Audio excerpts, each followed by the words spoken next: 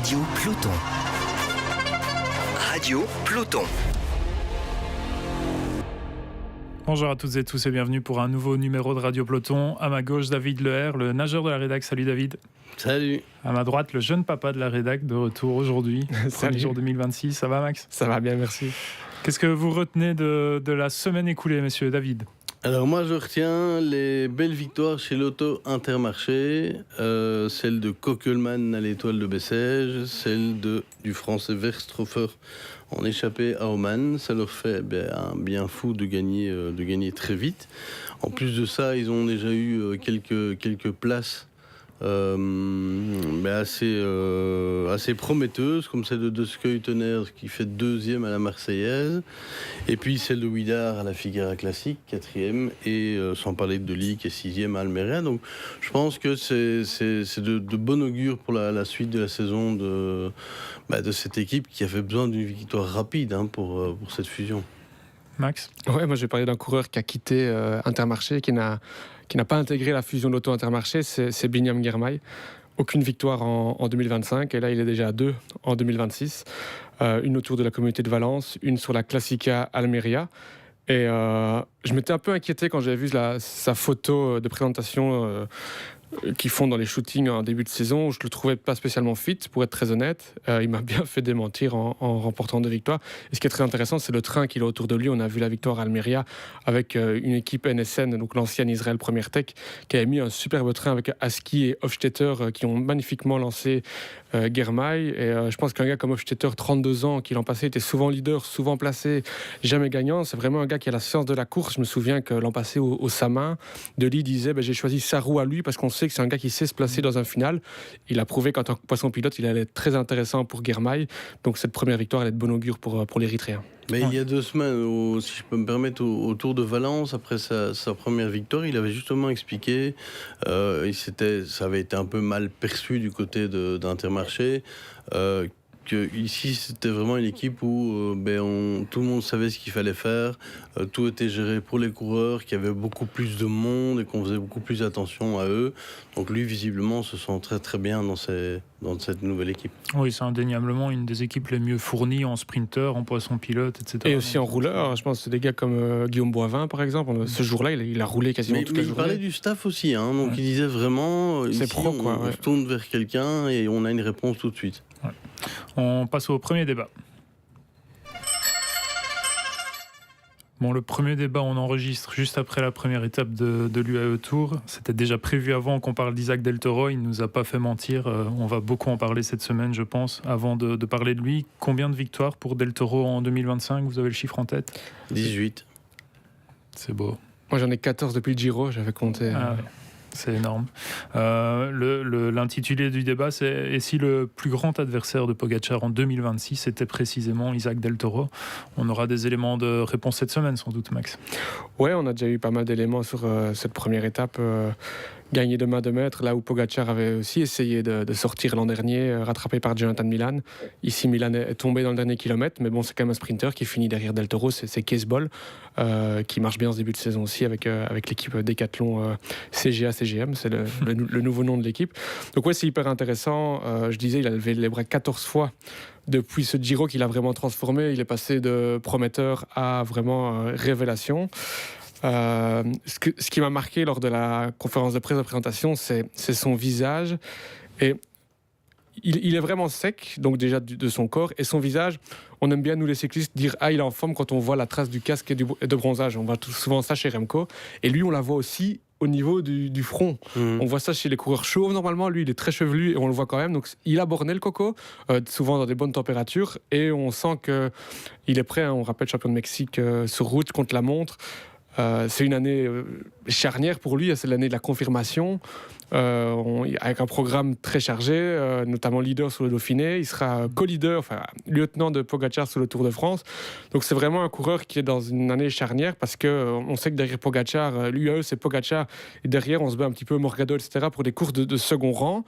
Mais Del Toro, il a vraiment le potentiel pour se battre pour des courses de premier rang, et ça c'est intéressant. Oui, préparation, Max y a fait allusion en grande partie au Mexique. Il était revenu faire un stage avec son équipe, puis il est retourné au Mexique. Visiblement, la préparation préparation a bien marché, David. Ouais, mais pour moi, ce ne sera pas le principal adversaire de Pogacar, ce sera au contraire son principal allié. Del Toro va pas du tout avoir peur de rouler pour Pogacar autour, comme d'autres, ça a pu les ennuyer à certains moments. Donc, et comme il est tellement fort qu'on peut pas exclure que cette équipe-là fasse 1 et 2 au Tour de France. Je pense d'ailleurs que c'est un petit objectif qu'ils doivent avoir, hein, après avoir fait 1 et 3, je pense, il y a quelques années. Mais Del Toro, donc, il sait très bien, il a beaucoup à apprendre de Pogacar, ils s'entendent très bien. Del Toro est quelqu'un d'intelligent qui écoute énormément ce qu'on lui dit. Il a de la personnalité, mais sans en avoir trop, il sait où est sa place. Donc je pense que ça va vraiment être le principal allié de Pogacar cette année. Et quand on est dans son rôle, on aurait tendance à être un peu suiveur. Tu as parlé d'Adam Yates qui a fait 3e du Tour en 2024.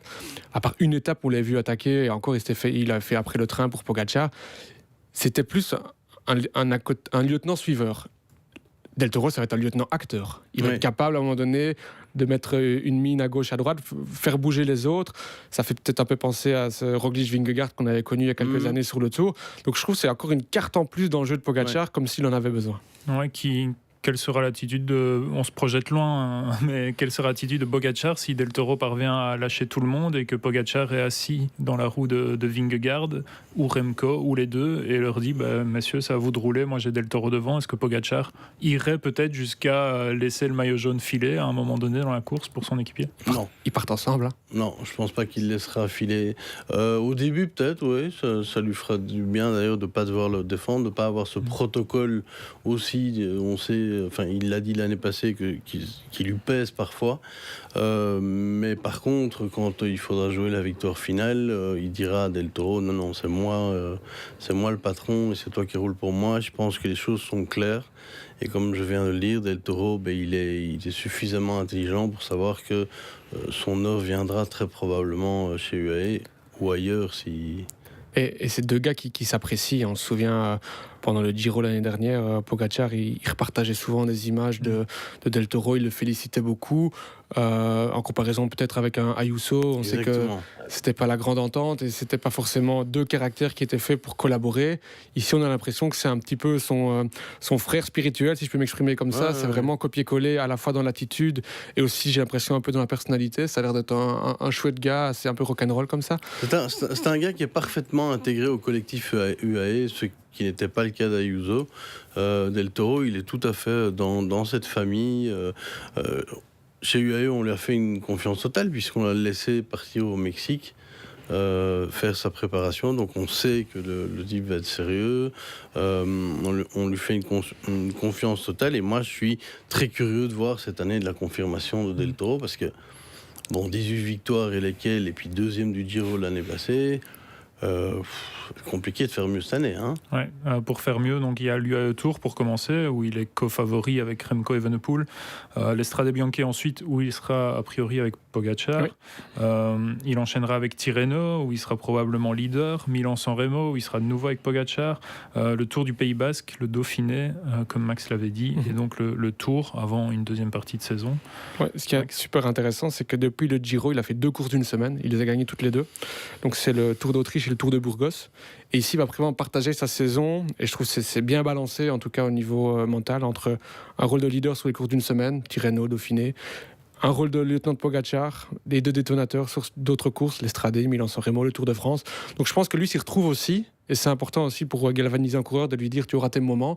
On pense à Wellens qui dit souvent, ce que j'aime bien chez UAE, c'est que quand je ne suis pas lieutenant de Pogacar, j'ai ma chance sur les classiques flandriennes, etc. Et s'ils parviennent à atteindre cet équilibre difficile avec Del Toro, ils vont quand même être très difficiles, encore plus à battre. Ouais. À l'UAE Tour, on a une nouvelle ascension dont on risque de beaucoup parler cette semaine. C'est Jebel Mora, c'est 13 km à 8%, donc c'est certainement plus dur que Jebel Lafitte ou Jebel Jais qui faisait les autres années mais qui n'est plus au programme cette saison. C'est là que va se jouer la victoire finale, David. Oui, je pense, et ça va être un très très très bon test pour Remco Evenepoel. Moi j'ai vraiment hâte de le voir là-dedans. de voir s'il a encore progressé, parce qu'on a vu à Valence quand même qu'il avait déjà progressé dans pas mal de domaines. Quelle avance il aura prise à l'issue du contre-la-montre, ben, ça aura son importance aussi. Il ne sera pas favori, je pense, de cette étape-là. Mais le combat peut être vraiment sympa à voir. Ouais. Ouais, et puis tous les autres, c'est pas les deux seuls, Del Toro et Remco, à reprendre sur ce tour UAE. Il y en a beaucoup qui vont vouloir se tester. Ouais, j'ai noté Derek G, Tiberi qui était quand même pas mal la semaine dernière. O'Connor, maintenant, on regrette quand même que Vingegaard ne soit pas au départ. Ouais. En tout cas, dans une forme qui lui aurait permis d'être au départ. Parce qu'un match à 3 sur ces pentes de Jebel Mobra, je pense que ça aurait été sympa. Moi, je suis curieux de voir Derek G, qui là aura ce costume de leader.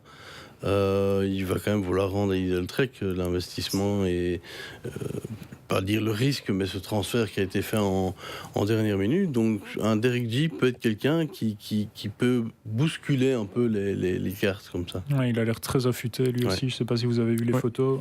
Dans son beau maillot de champion du Canada. Ouais. Un petit mot pour conclure sur l'UAE Tour avec les sprinters. Bon, cette Tim Merlier, c'est compliqué. Les douleurs au genou, ça nous prive du duel avec Jonathan Milan. Il reprendra sa saison plus tard. Jonathan Milan qui est tombé sur cette première étape, ça peut ouvrir le champ des possibles pour plein d'autres sprinters. On a vu Kesbol faire deuxième pour son premier résultat avec Decathlon CGA-CGM. Bah, j'ai envie de dire, moi je suis évidemment très très déçu pour Tim Merlier, surtout qu'on ne trouve pas exactement ce qu'il a. Donc ça c'est problématique. Patrick Lefebvre, quand on était allé le voir, avait dit c'est la merde, pour pas dire autre chose. Mais effectivement, ça va laisser. Il y aura de la place pour d'autres sprinteurs et à eux d'en profiter. Hein.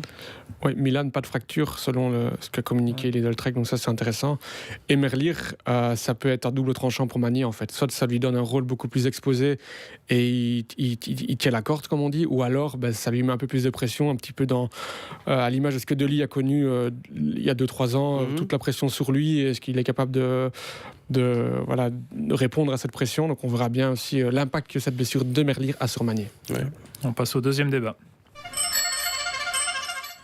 On va un peu parler du Tour d'Algarve, le petit quiz sur ce Tour d'Algarve. Quel est le meilleur résultat de Jarno Huidar chez les pros dans sa carrière ? En course d'un jour ou en course par étape ? Peu importe, les deux mélangés. 4e ? Non. Quatrième, c'était donc à la Figuera Classic samedi. Il avait participé à la semaine internationale Coppi et Bartali l'année passée et pris la deuxième place d'une étape derrière Paul Debel, la deuxième étape de mémoire. Qu'est-ce qu'on peut attendre de Jarno Huidar sur ce Tour d'Algarve ? C'est dur à dire parce on a vu à la Figuera Classic que ça allait bien. Déjà, c'est la première chose parce que sa première vraie année en tant que pro, donc il y a plus ce programme un petit peu mixé, je vais dire, entre des courses pour jeunes et des courses de l'équipe développement et des courses professionnelles. Donc ça, c'est la première chose, c'est hyper intéressant. Il a un programme très précis. Je comparais un petit peu à Paul Sexas. On connaît son programme jusque les classiques ardennaises, la fin des classiques ardennaises. Ici, du côté d'Jarno Huidar, on est vraiment sur un programme hyper précis, hyper bien construit, je trouve. Des courses d'un jour avant les Ardennaises, on prépare les Ardennaises, à part le traditionnel Tour du Pays Basque, qui est la course de préparation idéale pour la Flèche Wallonne et Liège. Et puis, plus des courses d'une semaine, le Tour de Suisse, Burgos, etc., avant la Vuelta. Donc, je trouve ça bien construit pour un coureur de son âge. Et sa première course ici, la Figuera Champions Classic, on a vu qu'il était dans le match avec des gars d'une expérience et d'un talent hyper intéressant. On pense à un gars comme Morgado qui est quand même sur ce genre de course un épouvantail. Donc, curieux de voir un petit peu aussi comment il va digérer le fait d'avoir terminé très tard. Il a terminé sa saison le 4 octobre l'an dernier. Il a repris ici en février. On a l'impression qu'il est déjà bien affûté. Mais est-ce qu'il est capable de tirer en longueur une saison à son âge ? Il y a plein de questions autour de lui, mais hyper intéressant forcément vu son profil. Oui. Les infos qui nous viennent, c'est qu'il est plutôt en forme et confiant pour ce début de saison. Oui, moi je pense qu'il va essayer d'aller gagner une étape assez vite. Alors si pas en Algarve, ce sera après, mais je le vois bien lutter pour la victoire d'étape ici en Algarve. On sait que c'est un gars très ambitieux, qui est très sûr de lui. C'est ce qu'on appelle un gagnant. Hein. Donc Huidar, la deuxième place, ça lui convient pas. Et s'il peut gagner son étape, je pense que cette pression énorme qui est sur lui, puisqu'on en fait quand même l'un des leaders pour sa première saison pro, tombera déjà un peu de ses épaules et ça ne peut que lui faciliter la tâche pour la suite. Ouais, plus une étape que le général avec un chrono de 20 km. Il y a une phrase qui était intéressante hier après la Figueira, c'est qu'il a dit « je manquais de punch à la fin ». Et c'est sa principale qualité, c'est le punch. Ça veut dire qu'il a travaillé tout le reste. Donc il a bossé pour vraiment aller chercher les pourcents dans tout ce qui lui manque. Et puis finalement, sa qualité principale, qui est ce punch, il l'a pas encore travaillé, elle est presque naturelle chez lui. Mais quand elle va revenir et qu'il est déjà à ce niveau-là, on peut quand même imaginer de belles choses dans son chef. Ouais. Ouais, 2 arrivées explosives sur ce Tour d'Algarve. C'est pas vraiment comme à l'UAE Tour où on a des plus longs cols. Ici, on a l'Alto de la Foya qu'on connaît bien, une montée assez irrégulière. Et Malao, qui est une arrivée de 2,6 km à 9%, donc assez raide, assez explosif. Un chrono de 20 km, ça c'est plus embêtant pour Ouidar. Il y a évidemment pas mal d'autres clients. Almeida. C'est pas sa reprise, mais on sait ce dont il est capable, surtout à domicile. Ayuso, lui, c'est sa reprise et ça va être forcément intéressant avec le changement d'équipe chez Lidl Trek. Vauquelin, Only, c'est leur reprise avec Ineos. Paul Sexas, évidemment. Est-ce que c'est finalement lui le favori de ce Tour d'Algarve, Max ? Quasiment, oui. On a vu des déclarations assez folles. J'ai plus vu ma famille pendant 2 mois, tellement il s'est entraîné. Des sorties sur Strava absolument monstrueuses où même certains entraîneurs se posaient des questions de se dire est-ce qu'à son âge c'est bon de faire ça, etc. Vu le talent et le potentiel, on peut imaginer qu'il répondra rapidement présent. Et ce qui est drôle dans la startlist que tu viens de citer, c'est tous les gars des Ardennaises, de la Flèche et de Liège. Donc ça va vraiment être des premières indications sur qui on pourra attendre au printemps du côté des classiques wallonnes. Ce qui est sûr, c'est que ça doit avoir très très faim de compétition parce que on sait que sa préparation hivernale a été un peu contrariée par cette neige très abondante qui lui a obligé à faire du home trainer. Il en avait marre, il l'a dit. Alors si c'est le grand favori, je sais pas, c'est l'un des favoris en tout cas. Tu as quand même parlé d'autres très Almeida, gros noms, Almeida, Ayuso. Première course d'Ayuso chez Lidl Trek, on a parlé de G, il a aussi un petit peu ce côté, je dois montrer directement. C'est ça. Donc il y a quand même du monde. Mais c'est sûr que et c'est là où c'est un peu dangereux, c'est que en tout cas beaucoup de monde a commencé par son équipe. L'attendent déjà très très haut maintenant. Or, ce sera sa première course de l'année, on verra bien. Ce sera la reprise également de Jasper Philipsen, de Julien Alaphilippe, dans des styles un peu différents. Mais Philipsen, ça a été annoncé très tard, son programme. On le sait depuis moins d'une semaine qu'il participe à ce Tour d'Algarve. 2 arrivées au sprint, je crois, pour lui. On sait qu'il l'a déjà dit, notamment la saison passée. En début de saison, il se voit comme un coureur de classique. Et après les classiques, il se voit comme un coureur, un vrai sprinter. Donc on peut s'attendre peut-être à voir un Philipsen pas encore tout à fait affûté dans les sprints, Max. Oui, toujours cette question, est-ce que c'est le meilleur puncher des sprinters ou le meilleur sprinter des punchers ? On ne sait pas, des Flandriens, pardon, pas des punchers. On ne le sait pas très bien avec lui, mais c'est vrai qu'il construit sa saison souvent en 2 étapes. Ici, il vient aussi prendre du rythme, faire des étapes difficiles. On t'a cité les noms, ça va être des courses qui vont aller très vite. Donc c'est un des sprinters qui passe le mieux les bosses. Quand il veut se faire mal, il sait vraiment se faire mal. Donc je pense qu'il y a aussi cet objectif-là, c'est de se faire mal pour monter petit à petit en température avant ses objectifs du printemps. Et un certain Arnaud Delis, David. Oui, un certain Arnaud Delis qui montre des signes encourageants. Sa cheville a l'air de bien tenir. N'oublions pas la saison passée d'Arnaud Delis qui a été compliquée. Je pense que même si c'est quelqu'un qui a la chance d'oublier vite et de passer à autre chose, il doit encore avoir ça en tête. Il doit se dire, cette année, je fais mieux. Ce qui est bien, c'est qu'il se sent très très bien dans cette nouvelle structure. On l'a croisé récemment, il a vraiment le sourire, il est bien, il est focus sur ses objectifs.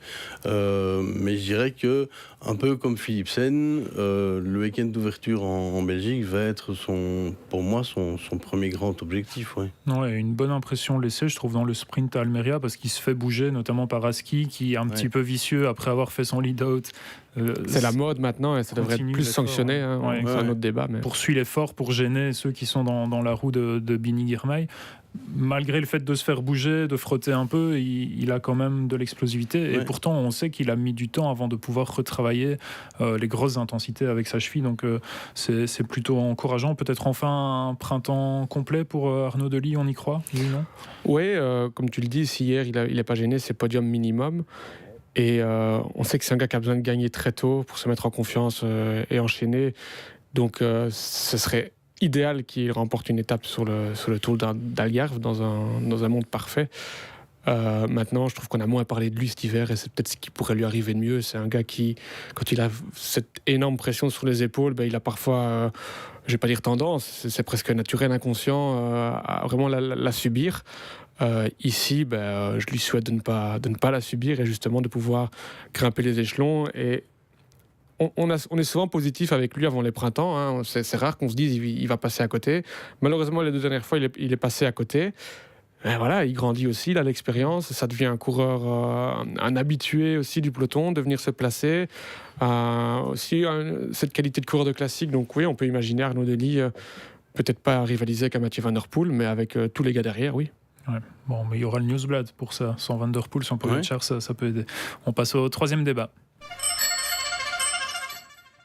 On va parler un petit peu des courses sans la formation UAE Emirates. On en a eu 2 récemment, je pense notamment à Bessèges et autour de la Provence. On a vu des courses très intéressantes. Le petit quiz. Parmi les 18 équipes World Tour de cette saison 2026, la Team Picnic Postenel est la moins bien classée en termes de points UCI récoltés cette saison. Bon, c'est le début de saison, mais quels sont les 2 autres à faire partie du flop 3 des équipes World Tour? Movistar? Non. Ineos? Non. Non. C'est un très bon Des assez grandes équipes. Visma? Non. Mais Visma n'est pas très bien classé, mais ils ne sont pas dans le flop 3. On a Alpecin Première Tech, qui n'a pas encore vu ses leaders reprendre, et une équipe qui a beaucoup recruté cet hiver, mais qui n'a pas encore vraiment scoré, si ce n'est avec Jonathan Milan à la Lula Tour, mais Lidl Trek est 3e en partant de la fin du classement des équipes World Tour. Donc on sent que ces équipes-là attendent le retour de leur grand leader pour scorer. On en revient au débat sur UAE Emirates, qui en est à 11 victoires depuis celle de Del Toro quelques minutes avant l'enregistrement de ce podcast. La Provence Bessèges, on l'a dit, de belles courses finalement. On a vu aussi parfois des bordures, on a vu plein de belles choses, des échappées aller au bout. Ça, c'était devenu rare, mais il y en a quand même déjà 4 cette saison qui sont allés au bout. Ouais.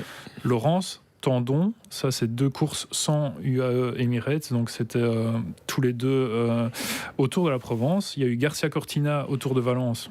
UAE était là, mais ça n'a rien changé. Et Weistrofer autour de Man. Et aussi des victoires de gars... Que les parieurs devaient aller chercher, hein, des gars comme Weistrofer ou Tendon, il fallait vraiment aller les chercher. Donc c'est quelque chose auquel on n'était plus trop habitué, et donc c'est rafraîchissant de se dire c'est bien, tout le peloton peut encore aller chercher des victoires. Il ne faut pas seulement être un sprinter, un excellent puncher ou un coureur de grand tour pour pouvoir prétendre à des victoires.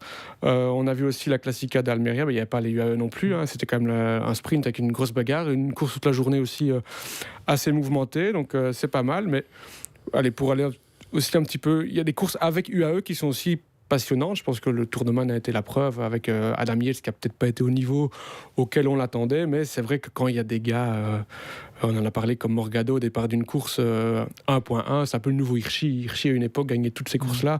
On a l'impression que maintenant quand Morgado est là, c'est podium directement. Donc c'est vrai que c'est un petit peu moins drôle. J'ajouterais même Remco dans le lot quand il est au départ, c'est un petit peu moins drôle. Mais c'est vrai que ces courses, le Tour de la Provence, je disais une interview de Thomas Vauclair qui est un petit peu le porte-parole de cette course. Il y a tout eu en fait, il y a eu les échappées, il y a eu la pluie, il y a eu les bordures, donc ça c'est vraiment chouette à regarder et ça nous a un peu manqué, on va l'avouer. Ouais. Pour moi il y a un exemple et un contre-exemple ce week-end, il y a eu le Tour de Murcie avec UAE Emirates. On s'est régalé, il y a eu une étape annulée malheureusement à cause du vent, mais sur l'autre ils ont tout fait exploser. Alors certes ils ont dominé la course, Soler a gagné devant Johansen, mais ils ont tout fait exploser en mode bordure, c'était plutôt sympa à regarder. Tout à fait. Le contre-exemple, c'est Max l'a cité, Morgado qui se fait emmener par un McNulty hors norme pendant les 20 ou 30 derniers kilomètres de la Figueira classique, et puis Morgado met son attaque décisive avec quand même Aramburu, il s'est pas isolé, c'est déjà ça. On a eu un sprint à 2 et du suspense jusqu'au bout. David, toi tu préfères quoi, une course avec UAE ou sans UAE? Moi je préfère avec UAE parce que je préfère quand les meilleurs sont là évidemment, mais c'est sûr que UAE décide de la plupart des courses. En bien ou en mal, ils décident. Et donc effectivement quand ils sont pas là, Je dirais il peut y avoir plus de suspense, plus d'incertitude au départ. Tu parlais de Remco, mais effectivement, c'est le cas. Quand Remco est là, on sait qu'à un moment donné, il sera là pour au moins attaquer. On a vu des courses ici en début de saison. Le terme que Max a utilisé, c'est tout à fait adéquat, rafraîchissante, avec des coureurs qui, peut-être eux, pensent pas forcément à gagner et sont là, se font plaisir, et puis font plaisir aux téléspectateurs, parce qu'on a vu du spectacle, donc finalement, tout est bien, mais il n'y a rien à faire. Les grandes courses, ça doit être avec les grandes équipes, et UAE étant la plus grande, c'est elle qui décide du scénario. C'est le débat qu'on pourra avoir avec Van Der Poel en cyclocross. Je pense que tous les organisateurs le veulent, mais les spectateurs se disent qu'il y a quand même un petit peu plus de suspense quand il n'est pas là. On ne leur reproche pas d'être fort. Non. On leur reproche de ne pas nous tenir accrochés à notre canapé pendant 2-3 heures. Et donc c'est vrai que quand on est fan de cyclisme, on aime bien que la course dure longtemps, que ce soit indécis, que ce soit jusqu'au bout, à quel bout final. C'est vrai, c'est l'idéal évidemment quand on regarde une course. Maintenant, quand on sait que c'est aussi un côté plaisant de les voir, ces mecs monstrueux, faire la différence comme on les attend finalement, avec une impression de force exceptionnelle. Mais et aussi le peloton, je trouve, s'organise un peu moins quand ils sont pas là. On leur donne facilement la responsabilité de la course quand ils sont là. On a bien vu Tour de la Provence par exemple, que c'était plus compliqué derrière à faire à chasser l'échappée, etc. Et donc ça ouvre un petit peu la course et la voie à d'autres coureurs. 11 victoires, j'ai l'impression qu'on en parle toutes les semaines ici même de leur bilan de victoire, mais ça risque de s'accélérer encore avec le retour de Del Toro, qui a déjà mis sa petite pierre à l'édifice. Pogačar quand même, son retour approche évidemment.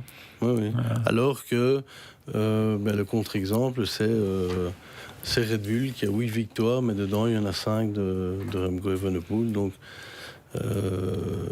justement, toi tu viens de donner cet exemple où UAE, entre guillemets, n'a pas encore complètement commencé sa saison, ou vient de la commencer aujourd'hui avec la victoire de Del Toro, et on est déjà à 11 victoires.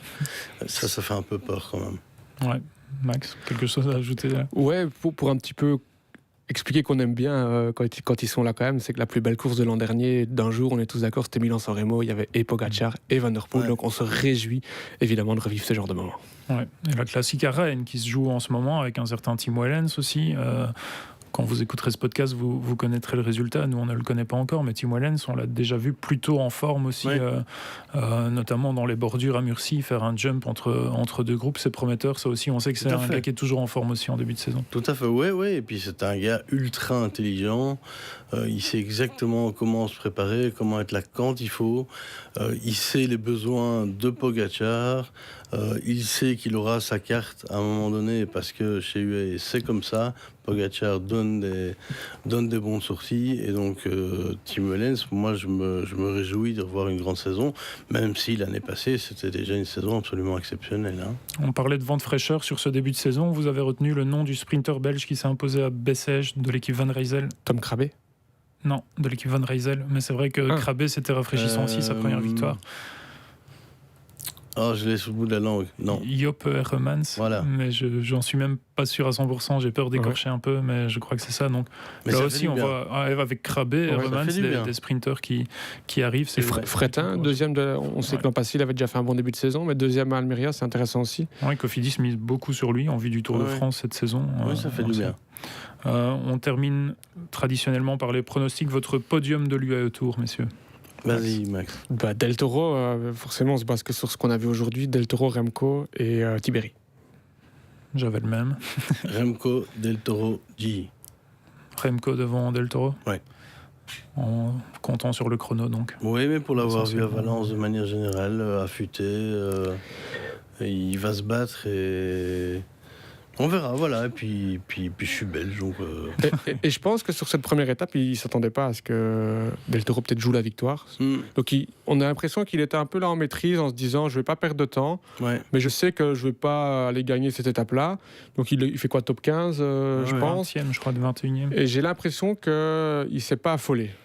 Non. Et que ce n'est pas un gars qui a voulu essayer de d'aller au mano à mano avec Del Toro et qui n'a pas réussi. C'est un gars qui ne s'est pas affolé, qui sait que le Tour se joue plus tard. Un détail important, le contre-la-montre va se disputer demain. Del Toro sera obligé de partir en dernier avec le maillot, mais je pense que tous les autres peuvent choisir un peu leur ordre de départ. S'il y a le même vent que ce lundi où l'étape a été écourtée à cause des rafales, ça peut avoir effectivement un impact si d'aventure la météo change. Oui, ça peut permettre à Remco de partir plus tôt, d'avoir plus de récupération, d'être plus tranquille en soirée même. Enfin, oui, bon, il y a l'histoire du hot seat, il risque d'être assis dessus pendant un moment. Donc voilà, mais au moins, il pourra sans doute un peu plus facilement choisir son moment de départ. On cherche du positif où on peut. Merci à tous de nous avoir suivis. On se retrouve la semaine prochaine. Radio Peloton.